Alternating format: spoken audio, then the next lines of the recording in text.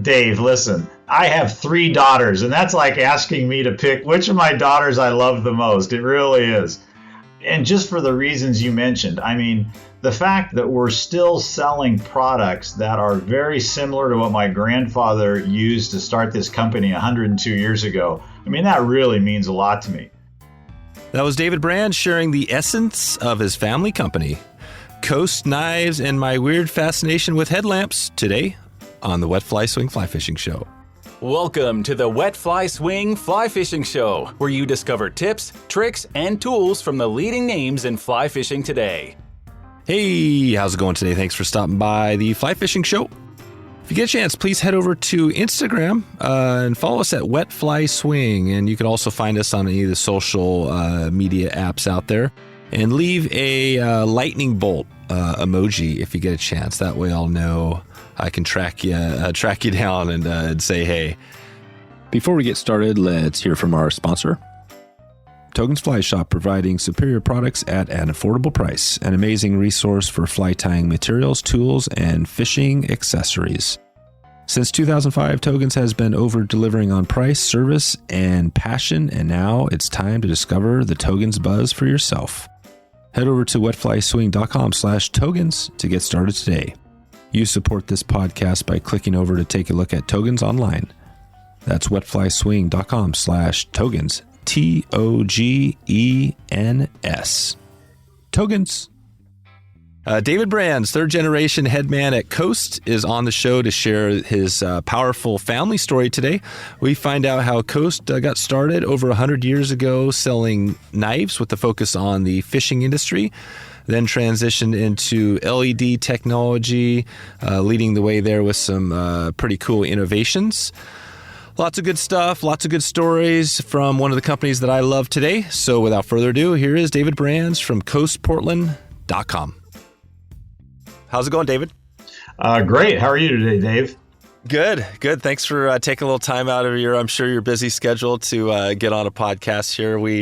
I've been using a number of your products over the years, and I'm always interested to reach out to companies that I kind of love and, share them with our audience. I'm sure there's some people that don't know about Coast and kind of some of the stuff you have going with your knives and lights and things like that. But, I want to take us back because I love the stories, and maybe I know you've got a family history here. Can you just bring us back to the story, just quickly to how Coast got going? I think it started with your grandpa, right? Absolutely. Yes. My grandfather moved to Portland, Oregon in 1915 from Minneapolis, Minnesota, and he was employed by a wholesale hardware company out of Minneapolis. And like typical wholesale hardware salesman in those days, he would carry around a big catalog of products and call on hardware stores and sporting goods stores and sell them everything from hammers and nails to nuts and bolts to fishing rods. And what he quickly learned about the Northwest is that there were two big industries here at that time. One was logging, and the second one was commercial fishing. And in those days, in the early 1900s, particularly salmon fishing was a huge business out here, everywhere from Crescent City, California, north to the Canadian border. And the places like Astoria, Crescent City, Hoquiam, Aberdeen, Washington had canneries along the waterfront, and filleting salmon and canning salmon is one of their big businesses. And my grandfather quickly learned that the fillet knives that he had available to sell through his hardware wholesaler were really not suited for salmon fishing and salmon filleting and canning because they weren't strong enough, and there were a couple other problems. So he invented the first product for Coast, which was a fillet knife with a thicker, heavier duty blade, but more importantly, a spoon built into the back of the handle so that the cannery workers could gut and clean the salmon with one tool instead of having to use two. And so he contracted with a local guy in Portland, went in business with a local guy, and started making the salmon fillet knives, which he invented, and would literally load them into his car and sell them right out of his car to the workers in the canneries up and down the West Coast. And he did that for a couple of years until it got to be enough of a business that he left his wholesale hardware company job in 1919 and started Coast Cutlery Company in Portland. And that's how we got started. There you go. And those, I was loving it because I was doing a little bit of research. I saw that knife and it reminded me, I'm pretty sure, I'm not sure if there were some knockoffs, but I'm pretty sure I have that same knife. My grandpa, similarly, back in the time, he was a big fisherman and stuff like that. So was my dad. So I'll have to check that out. But I know the knife because it's got like a wooden handle, right? And it's got that. Yep. It's really what put Coast on the map. And then immediately after that, he developed a product specifically for the loggers who were cutting these, of course, massive Douglas firs and redwood trees out here in those days. And he developed what's called a scrivener's knife, which actually isn't a knife. It's used to mark the trees that they're going to cut. And so that was the second product he made. And those two products not only kind of got the company started, but it really established the mission early on that we still have today. And that is that we develop products that make people's jobs safer and easier. And basically, you come up with a better solution for a product than currently exists. And that's how our business was started. And that's what we try to continue to do today. That's it. So basically, and that's awesome to hear. I think I was going to ask you that, just thinking about some questions to dig into. And, one of them is kind of an obvious one on the business side is your target customer, because you have a lot of different products, different knives, but it sounds like you think of more of this B2B. Or, I mean, I know you do have tons of just normal consumers, but who is that person? Who is your target customer? Well, it's really interesting. It's changed a little bit over the years, of course, because the nature of people's work and the nature of people's recreation has changed a lot. But our primary target is people who need either a knife, a light, a multi-tool, or safety products to make their work easier, their recreation easier, and safer than other products on the market. So, for instance, we do a very large business in the professional trade category: plumbers, electricians, contractors.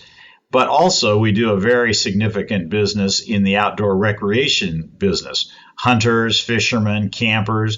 And it's interesting because even though there's obviously a lot of crossover between, a guy who's a plumber during the day on weekends loves to hunt and fish and camp, right? But what's interesting is because of the way technology has developed and because of the way we think about product development, we develop specific products for different uses. So it's not necessarily that he uses the same Coast product when he's working at his plumbing job that he does when he goes camping, but he's learned to trust Coast that we can do both for him safer and easier than anything else on the market. That's right. Okay. So yeah, there's tons of overlap there. And I'm similarly for me, obviously hunting, fishing is huge. And I think I would like to dig in a little more to the knives and some of that history there, because I have a knife here. I can't remember what model it is, but it's kind of like an everyday carry sort of thing. And but also headlamps. I'm kind of a headlamp freak. I've been where, like kind of using headlamps for, it seems like my whole life. But I'm just curious on the knife. So let's start there just a second. I mean, you have tons of models, right? And that's the question is, like, if somebody's choosing a knife, I'm just curious, where do you, if somebody has that question, like, what knife do I need? What do you tell them? Well, that's a really good question and one that we get a lot. And the way we try to break it down into a little bit of categories, but to simplify it, knives are generally used in a couple of different instances. They're used as an everyday tool to cut, anything from cardboard to wire strapping to, you name it, right? And those types of knives really take a beating, and they need to be rugged, and they need to last, and they need to, withstand a lot of use that, may or may not have been the intended use of a knife, right? On the other extreme, you get a lot of people that want to buy that special knife for their annual or semi-annual or monthly hunting trip, and so it's a little bit more of a specialty product that they want it to be just perfect for a particular use and for their particular hand and everything else. So there's really a multitude of different users, and so we try to make products that fit into both categories. So that this, like I said before, the same guy who may need his knife because he works in a warehouse and needs to cut cardboard packages every day and strapping off of packages, he has a knife for that use. But then when he goes camping or hunting that weekend, he has a different knife that's a little bit, more specialty perhaps, and a little bit, more of a premium knife that he just dearly loves. That's kind of the extremes. Gotcha. Cool. Yeah. And I did see on there, I was just looking online. I think there was somebody that said there was some comment, and they're like, "Man, I got this. This might have been an old comment, but he's like, I got this great knife from Coast for like $7, right? It's like, and I know you guys have some knives that are like $10, but that seems amazing, right? Because there's tons of companies. And actually, Portland and Oregon is a really hot spot for, you got the Gerbers and leather. You got all these like Portland or Oregon companies. So there's definitely lots of competition there. But you guys have like a knife you can get for $10, right? How is that? I guess talk about that a little bit. Is that kind of where you guys are? You obviously have more expensive premium knives as well, but talk about that lower end knife. What do you get with that knife? How is that different? Yeah, quite honestly, that's a little bit of an extreme. We really, our bread and butter price points and not in the knife category are really between $20 and $40. We do have some that are a little bit less expensive. For instance, our double lock utility knives, which are, with replaceable razor blades that go in them, that have a patented second lock on them to make them safer to avoid accidents. We make those to be a very affordable price because they're used so often and people, go through them pretty quickly. So we have some of those that are in the $10 to $12 retail price range.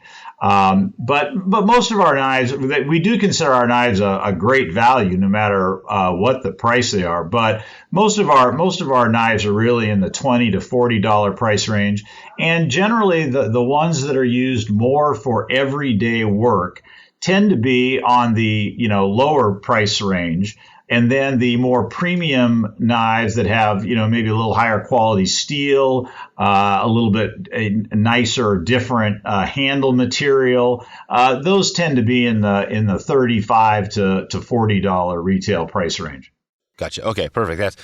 And I don't want to dig in too deep to any of this. If anybody has questions, I'll put a link out so they can reach out to you. And you mentioned. You have an ask the president, right? A little a link, they could check in with you. So, but I was curious. So let's go back. We got the history. So your grandfather started the company. I know your dad obviously was in the middle there. How did the transition go? You start as a knife company, and then eventually you get in. Now you've got these LED lights and everything. How did that transition go out of knives, or to expand? Well, it's a very good question, and I won't bore you with the entire 102-year history, but it's kind of interesting to look at it in segments because obviously any company that's 102 years old really has to change with the times. You can't keep doing the same thing forever, or you'll be non-existent. So my grandfather started by, as I mentioned, making specific knives for specific uses here in the Northwest. Then very quickly, actually, after that, he expanded into quite a few other cutting products. At one point, we actually made kitchen cutlery. We made scissors and shears, both for a home as well as commercial use. And so we were really a cutlery company for about the first 30 years of the company's existence. Then when my father got involved, and then my grandfather went through a couple, really interesting periods in history. Of course, he went through the Depression. Then World War II started. And then my father was drafted and went to fight in World War II.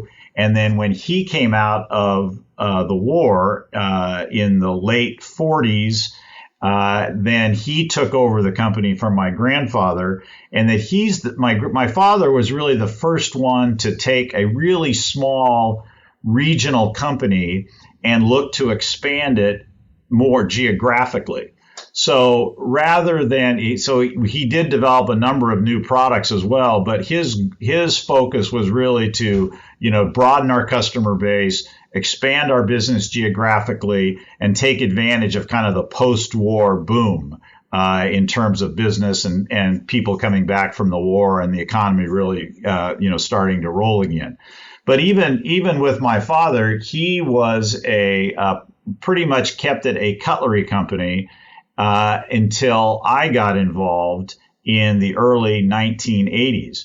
And then our first big innovation in the 1980s was we got into the multi-tool business along with, some of the other companies that you mentioned.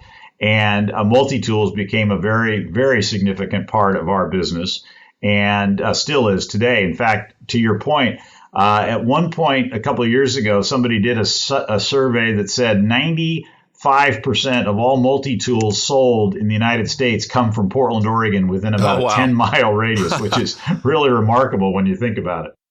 I don't want to miss this because I'm curious why. This is a question that's always come up to me and people have asked, like, why is that? Why is Portland, Oregon the multi-tool capital of the world? Well, specifically the multi-tool capital, that's kind of a separate question. You asked a little earlier, why are all these cutlery companies in Portland, Oregon, right? Well, almost every one of them can somehow be traced to Coast Cutlery Company.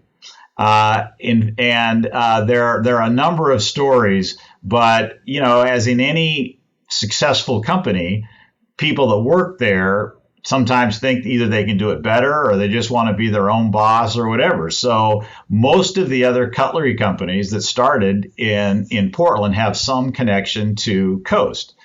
Now, as for the multi-tool business, during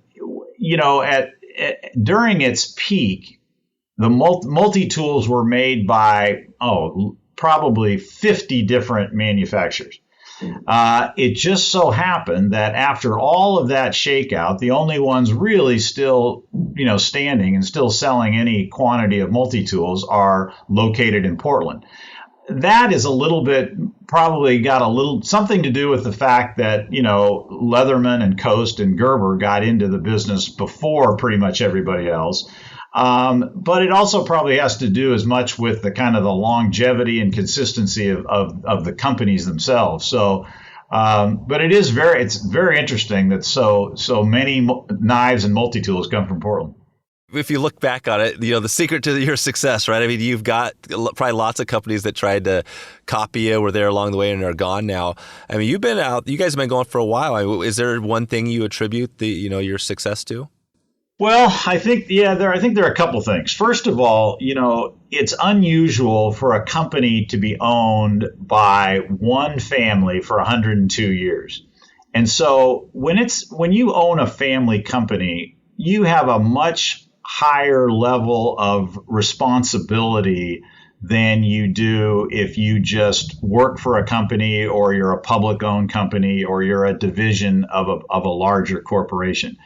And that permeates really all the way through the company. Not only, obviously, is it my family's livelihood, but I take every decision we make personally in the terms of the people we hire, whenever we have to make changes to the business. There's just a heightened sense of responsibility and, effort that it takes to run a family business. And I think that consistency really pays off. I think also the fact that ever since my grandfather started, we have really been a customer-oriented company. We put our customers above all else and do whatever we can to take care of them.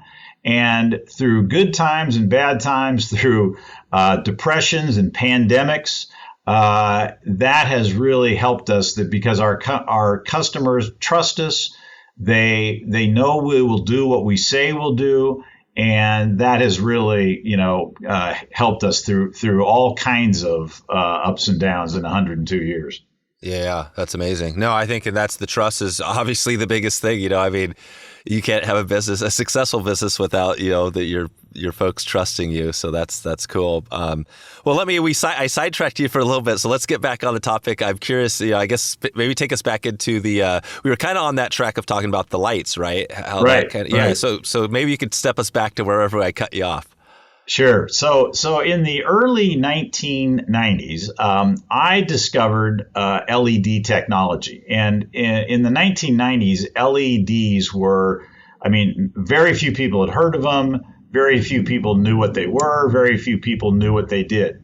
And of course, they're not nearly as sophisticated as they are now. But the thing that really intrigued me about LEDs were that they used a lot less energy than traditional incandescent bulbs, and they were virtually indestructible. They wouldn't break. You could put them in water. So they had a lot of really promising attributes that would fit in an outdoor environment, right? And they weren't as fragile as typical incandescent bulb flashlights.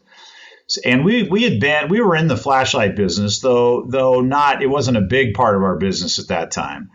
So I sat down and I tried to figure out how you could use these LEDs to make portable lighting.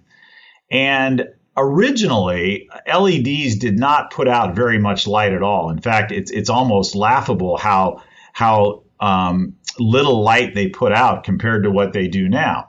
But in the late about 1996, we developed an LED product that was basically a small folding knife with an LED light in the handle that you activated with a little push button on the side. And of course, it didn't put out very much light, and we sold it as a keychain, almost novelty. But we sold it to one of our better customers, and they sold 250,000 pieces in 1 year, which Jeez. was remarkable. And so that really, of course, got my attention. And then I started playing around with what would happen if you clustered a lot of these LEDs together. Could you get enough light to really make it a decent flashlight? And so back in the late 1990s, and actually right about the year 2000, we designed and built an LED flashlight that had 3 LEDs in the head of it. And it put out a whopping 20 lumens of light, which now today sounds laughable. But the fact is that the battery life on this product was hundreds of hours on one set of batteries, and the product was virtually indestructible. In fact, we would go to trade shows and throw them on the ground and try to dare people to try to break them, and of course they couldn't do it. So that was our first introduction into the LED lighting business. And we're pretty sure that product was the first LED flashlight ever sold in the United States. So from there, we just began a long series of exploration and product development that used LEDs. And then as LEDs improved, our products, would improve right along with them. So we got to know every LED manufacturer in the world, and it became obvious to us that LEDs were going to get more powerful every 12 to 18 months. And so we just set out a course to follow that trend and adapt those new LEDs to lighting products that we thought would be revolutionary in the portable lighting business. And in fact, they turned out to be. Wow, yeah, and I didn't realize that back in, I try to think now, 2000, it seems like I said, for me, I've just been wearing a headlamp on my head for my whole life. But yeah, I guess there was a time, like you're saying, so in the 90s, in the early 90s, there weren't any LED. I mean, there were headlamps, but they weren't the LED technology. No, they're big, bulky, and they used, alkaline batteries, and they really, it wasn't much. The headlamp business was almost non-existent in those days, except for coal miners. That's right. Yeah, yeah. And now it's obviously, like you said, the three LED is just so standard with, like, and the same thing with the knives, right? You got the Gerbers and all of those companies. You've also got the Petzls and the I mean, everybody. It's a huge market now. I mean, you probably how many knockoffs, right? Are the thousands, I'm sure, of companies that are doing this now. Yeah, and one of the missions of our company is also that we always try to have some technological advantage to our products that differentiate them from something else in the market. So, for instance, in knives, which most people would say is really hard to differentiate yourself because there's not a lot new, right? Well, we patented a double locking technology that you add to a traditional folding liner lock knife, which gives you a second level of safety by locking the blade twice. So if the liner lock fails, the secondary lock still holds the blade in place, which really reduces the number of accidents with knives. And then in lighting, probably our biggest technological breakthrough was in the mid 2000s when we patented optics specifically for LEDs, which created bigger, brighter, more consistent beams of light than any flashlight that had ever been produced. So the light beam, the lights that we produce, they focus, so you can get a long distance spot beam and a big, beautiful, consistent flood beam in the same product. That was really a breakthrough technology and really differentiated us from, and still does today, pretty much to anybody on the market, that when you compare the beams in our products, they're really put out brighter, bigger, more consistent light than pretty much anything else on the market. Yeah, and like all the features, right? The red lights are pretty popular, and you got some of these things that there's all sorts. I mean, there's like, I don't know how many features are on these lights now, but right, it's pretty amazing. And again, the interesting thing is that because of technology, we are able to design specific products for specific uses. For instance, we designed our first optic, which created a big, beautiful flood beam and a real tight spot beam. Well, we also know that a lot of people do use lights to do really up close work, including, a fly fisherman, right? If you're tying a fly, you don't need really bright light. What you need is a really nice light beam to use up close. So we developed what we call our inspection beam, which gives you, it really looks like a full moon and just gives you this beautiful, consistent beam of light up close that allows you to do anything from work on a computer to tie a fly, you name it. And so we've been able to apply the technologies that we've developed to specific uses for people, so that each time they need a light, we have the right light for that particular use. Where do you find that inspection beam light? Is that on a lot of lights, or is there one light that has that? Well, it's on 4 or 5 different styles. Mostly they're on very small pen style lights that you can just put in your pocket, because they're used a lot. So not a headlamp. Yeah, and we also use them on headlamps. So, for instance, if you're working, if you're a fly fisherman and you want to get your flies tied, and the light's not good yet, then you use one of our inspection beam headlamps, and gives you a beautiful lighted work area to do your work. So they really have a lot of applications. And then, of course, if you're walking to the river and it's not quite light yet, you've got your headlamp and you can then focus it and put on the long distance spot beam so you can see down the trail and see where you're going. So we have a lot of products that are designed by the users. I mean, we have 3 or 4 guys on our staff who are avid fly fishermen who have lots of product ideas, believe me. Exactly. Yeah. So I'll try to put a link to one of those lights that has the technology you're talking about there in the show notes. Yeah, the G20 is our most popular. It has a beautiful little inspection beam, and it fits nicely in your pocket. It's just great. Oh, perfect. Okay, good. And I was just curious, we're talking about knives and we're talking about headlamps. I'm just curious for you, obviously, I guess you were there when the new technology with lighting, and I'm sure you were a big part of that, or maybe the main part of that. But, say you have to pick right now. So you got Coast, you got all this stuff going. You got to choose knives. You're selling knives or you're selling lights. Which one are you going with? Dave, listen, I have 3 daughters, and that's like asking me to pick which of my daughters I love the most. It really is. No kidding. Is it that hard? It is really that hard. And just for the reasons you mentioned, I mean, the fact that we're still selling products that are very similar to what my grandfather used to start this company 102 years ago, I mean, that really means a lot to me. On the other hand, I was the one who got us into the LED lighting business, and it is, I think it's safe to say that the LED lighting has transformed a category just like computers and cell phones, transform their category. So to be a part of that is really exciting and really means a lot to me as well. And it is kind of interesting sometimes that in a way we're almost 2 different companies, that we have this rich tradition of very traditional products, and then we have some of the newest cutting edge technology in a category that is exploding.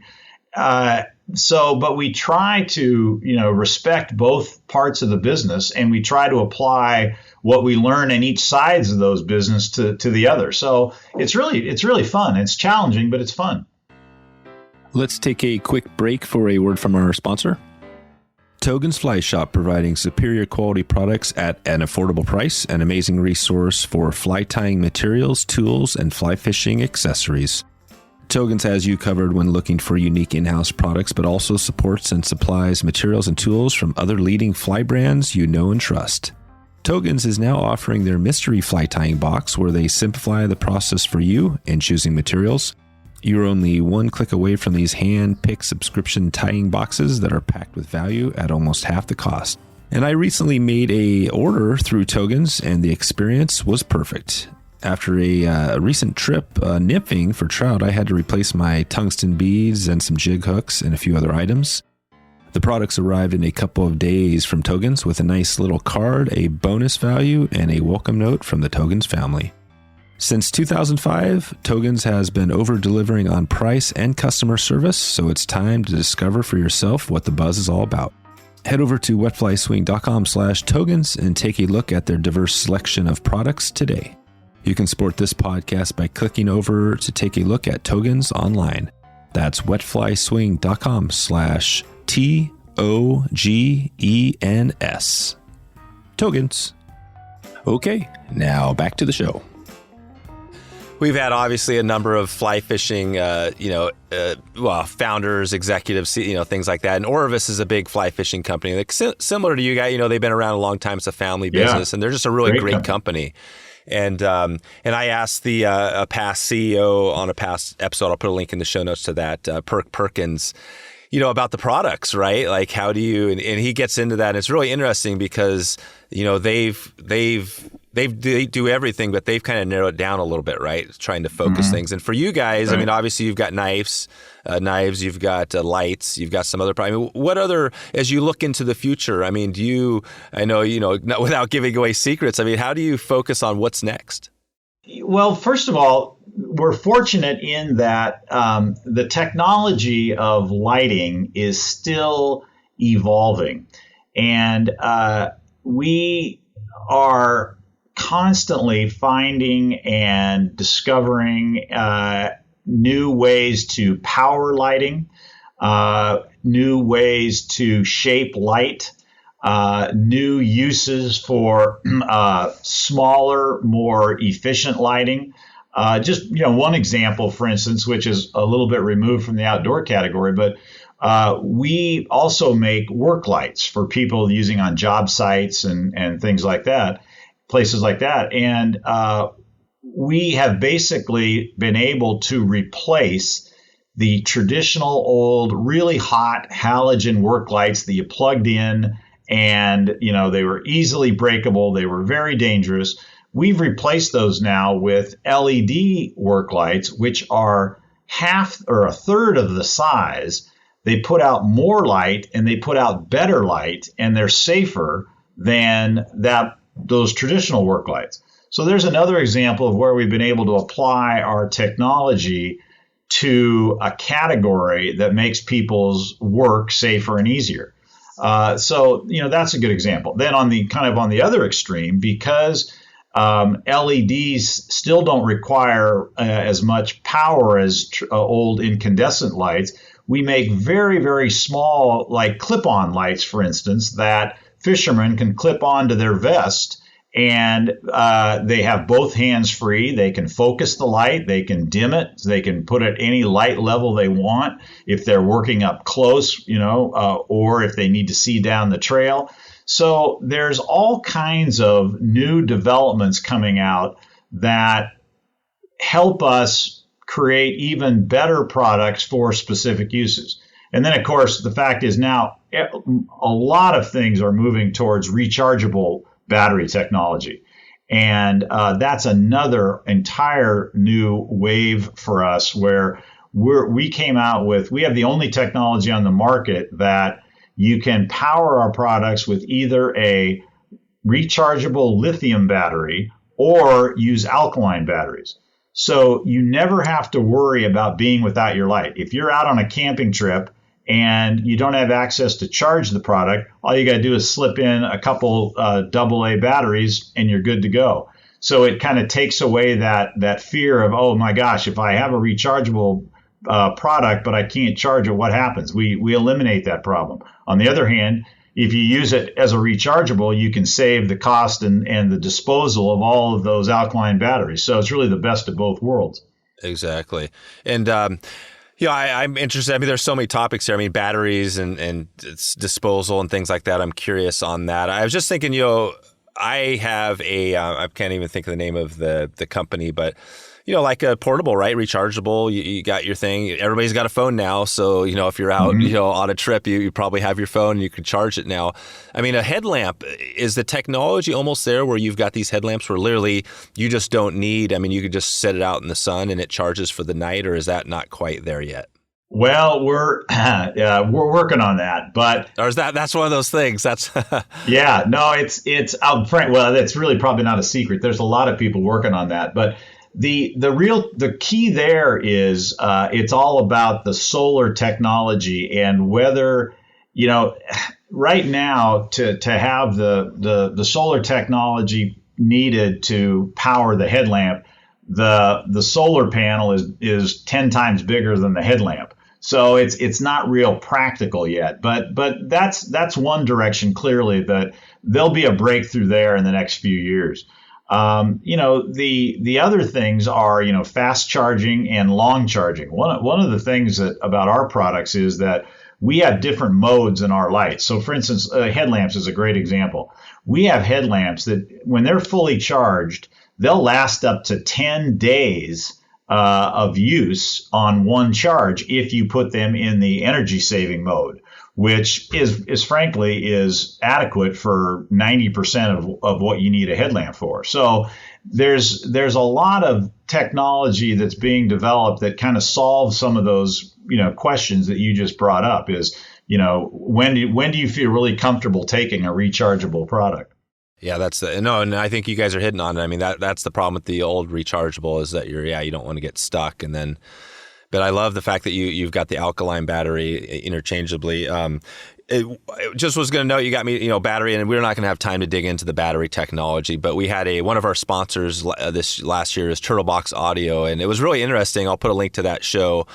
He talked about in that episode how their technology to their batteries, because literally when I first used their product, which is a portable radio, audio speaker, I literally never charged it for like months. And I asked him, I said, so what's the deal with your battery? Like, it seems like you don't even have to charge it. And basically they use a similar technology like Tesla uses, you know, the car. It's a similar battery. Like, and I'm not sure if that's something you guys have dug, if there's any overlap there. Have you heard about that? I mean, obviously, you know, I'm sure know about the Tesla technology.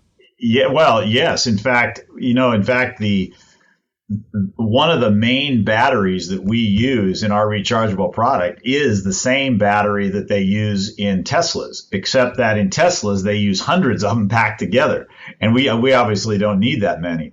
But you've hit on a very important thing. Is there's a lot of different battery technologies being worked on, and the other thing that you may see in the future is, you know, right now there's still pretty much everybody's working on batteries that provide you more power in a smaller, you know, size, right? Which is great, but there's always limitations to those. Some of them are environmental limitations, some of them are materials limitations, because some of those, like Tesla batteries, you know, they require some very high levels of very rare materials, and that could be an issue sometime down the road. But there are other types of batteries being developed that use different chemical makeups, which, might solve some of those issues. So it's certainly an area that we're keeping an eye on. We have, in fact, a whole team that works just on that particular component and area of our products. Do you guys still do, on the knives, do you have like a fillet knife that's similar to that original one? Well, in fact, we brought back my grandfather's original salmon fillet knife for our 100th anniversary, and so we still have that available. Yeah. Nice. Okay, I might have to pick that. I'll talk to my dad later. I'll see if he has that. If not, I might have to pick up one of those. Yeah, we'll be happy to see that you get one. Okay. And that's the cool thing about Coast, I think, is that, again, you guys offer a really quality product, you know, but it's a reasonable price, right? I'm not even sure what the price point is on that, but you know what I mean? You're not going to pay hundreds of dollars for necessarily some stuff. It's probably, you know, people say that a lot about us, they really feel that our products are not only technologically advanced, but they're very, you know, fairly priced, and they're really a good value for the money. And I think, again, that gets back to kind of that family company attitude. You know, I know my grandfather, when he was making salmon fillet knives and Scribner's knives for fishermen and for loggers, you know, in those days, the worker had to buy the products themselves. And they would go through those salmon fillet knives, you know, quite a bit, right? They needed, you know, 3 or 4 of them a year, maybe. And my grandfather and my father after him were always very conscious of providing products that the everyday working man and woman could afford, rather than, you know, creating some, and I'm not trying to, you know, point the finger at other people, but not creating just premium products that you could only afford once in your lifetime, but products that you could trust, that would work, that were backed by a lifetime warranty like ours are, and that everyday working men and women could afford to use either on the job or when they went fishing or hunting or whatever. And it's interesting that how much that kind of methodology has really resonated and continued even to this day, that we really try to create products that are priced fairly and that are built to last. Yeah, no, I think it resonates with, I'm sure, a lot of people listening here. The price point is an interesting conversation because, you know, and we deal with that too with, you know, with the stuff we do with our sponsors, because I'm always thinking, okay, you know, I want to provide basically an experience where when we work with our, you know, with our clients, it's like, it's a no-brainer. You know, it just feels like it's not an overcharge. It's not a thing that's like, it's a no-brainer that these folks are going to want to come back and work with us. And for you, I'm not sure where I landed to your knife that first time, but I think it started with the price point. I was like, oh, wow, I can't remember what it was. Again, you know what I'll do? I'm going to pull it out. This will be fun radio stuff here. Let's see if I can find it. It's, I think it's a little bit of the heavier duty one. It's, I got it right here. And you know what the cool thing about this is, David? It's got that the secondary locking feature. Oh, great. Yeah. Which is the one thing I remember when I did it, because I had a lot of knives that never had that. And, and it's the, Yeah, just the RX 300. Oh, yeah. It's a great knife. Yeah. It's a RX, it's heavy duty. But I remember when that locking feature, I didn't even know what it was. And I put it in, I was like, man, that's sweet because I have kids. And the funny thing about my kids, they're 7 and 9, but they've been using knives since they were probably like 3 years old. You know what I mean? Yeah. And we taught them well. We were like, okay, about safety and stuff. But so anyways, so you could check out that. One of the other cool things about having a family company is speaking of people that have knives a long time, I mean, virtually every month or two, we'll have somebody who will call us or email us and show us a picture of a knife that he found. For instance, just the other day, a guy found a knife when he was cleaning out his grandfather's attic who had just passed away. And it was a beautiful old Coast knife, but it had been, it had seen its better days, right? And he asked me if there was anything we could do with it. And I said, well, I'll tell you what, you send it to us and we'll have one of our knife experts fix it for you, because we have a couple people on staff who can repair knives, and he sent it to us. We fixed it up. We sent it back to him. It doesn't look brand new, but it looks really good. And, he wouldn't have parted with that knife for thousands of dollars. It meant that much to him. And that's the kind of thing that, the kind of effort that we'll go to that, frankly, not a lot of other companies would do. But it just shows you that family connection still runs really deep after 102 years. That's it. Yeah, that's the service. That's cool.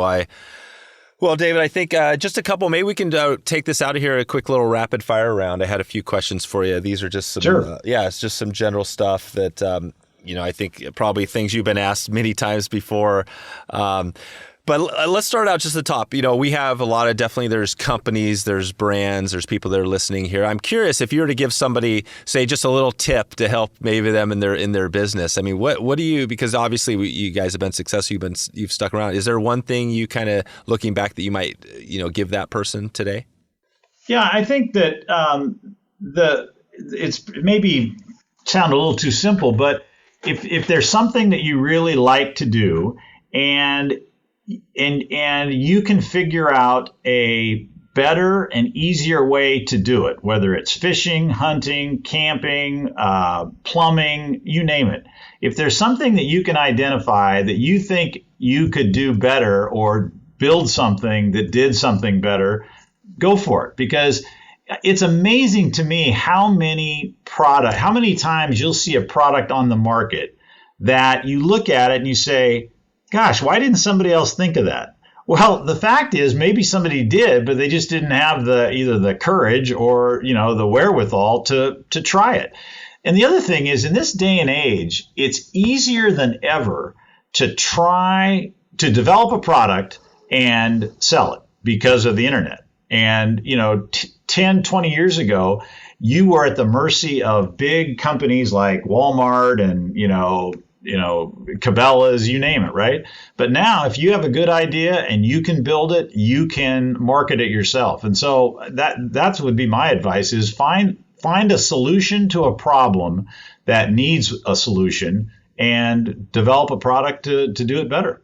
Yep. That's an awesome tip. Yeah, and it's a great time. It's a cool time we live in now. I mean, I'm not sure how it sounds like you look at it positively, right? I mean, you've got these tons of these small little, sometimes it's one person, sometimes it's more, but, I'm sure there's lots of, new companies you've seen in the knife business, right? Or in the light business. Absolutely. And when you see those, you just kind of think that's just healthy competition, right? Absolutely. Yeah. And I take my hat off to some of them. I think some, people, you see really interesting, good ideas all the time. And it's, I think we're in a phase right now of business that is more creative than I've seen maybe in my entire career. It's that's pretty powerful, really. Well, and I love digging in a little bit on the music or the podcast, because I'm not sure if you're much of a music fan or a podcast. Do you listen to any podcasts, or are you more podcasting or more music? How I built this, right? Oh, there you go. Yeah, I mean, that's a terrific, one of my favorites. There you go. So I was just going to say, so if you had to pick one, so How I Built It, and that is, I think that's Guy Raz, right? Yeah. There you go. Awesome. Well, and as we take this out of here, just looking ahead, we talked a little bit about just touching on the surface, but, new products, new things coming. Anything you want to give a shout out in the next, say 6 months or a year that's kind of we can expect for coming up for you guys to give us a little surprise? Yes, I think that people should pay attention to our website, because within the next few months, you'll see some really exciting new LED lighting products geared even more specifically towards the outdoor user than our current products. And they'll have some features and some benefits that will be, we think, revolutionary in the outdoor market. There you go. That's the perfect little sweetener. So this will be, I'm excited already. Okay, I'll put a link out to, obviously, to your website so people can check that out. And this will probably be going out in a couple months, so we'll be a little bit closer to that, that period. Yeah, Great. This is awesome. And I think it sounds like you guys are, like you said, you're kind of almost equal amounts. You got the kind of the blue collar, people working out there, but also, I mean, would you say it is kind of an equal versus that in the outdoor space? It is pretty equal. Frankly, it's probably a little, well, of course, as I said before, there's a lot of crossover, so it's really impossible to know. But if you look at where our products are sold, yeah, it's pretty equal.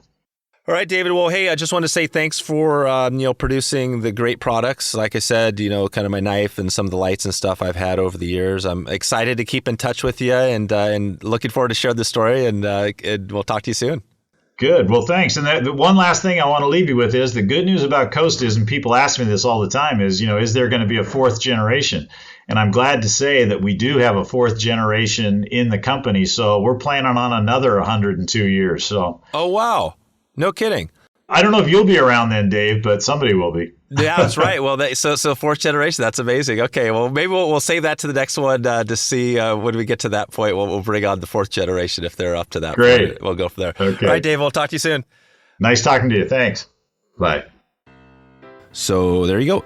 If you've been enjoying this podcast and want to share it out, that would be much appreciated. You could also leave a 5-star review at wetflyswing.com/love. That'll give you a quick little place to whatever app you're on. It'll help you easily share it over there. I want to thank you in advance for sticking around today. We had a great episode with another really cool company, Coast. I've always got their knife in my in my pocket, or if not in the pocket, in the car or the boat. So hope you have a chance to maybe get out and check them out, see what they have going, if you need a new headlamp or knife.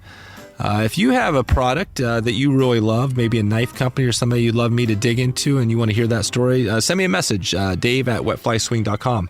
I'd love to maybe bring them on as we continue to dig into our outdoor products that are focused on that big trip we're planning for. We're thinking of going down, say, some crazy trip up to Alaska. That's our focus, some Alaskan trip. What is all the gear you need for that trip to stay comfortable? That's kind of the focus I'm thinking of right now. I'll definitely have at least one, probably 2 pocket knives, one to have with me and one as a backup. So there you go. That's it. That's a wrap. That's all I have for you today. Thank you again for the support and for sharing us out on social media. If you get a chance, talk to you soon. Thanks for listening to the Wet Fly Swing Fly Fishing Show. For notes and links from this episode, visit wetflyswing.com.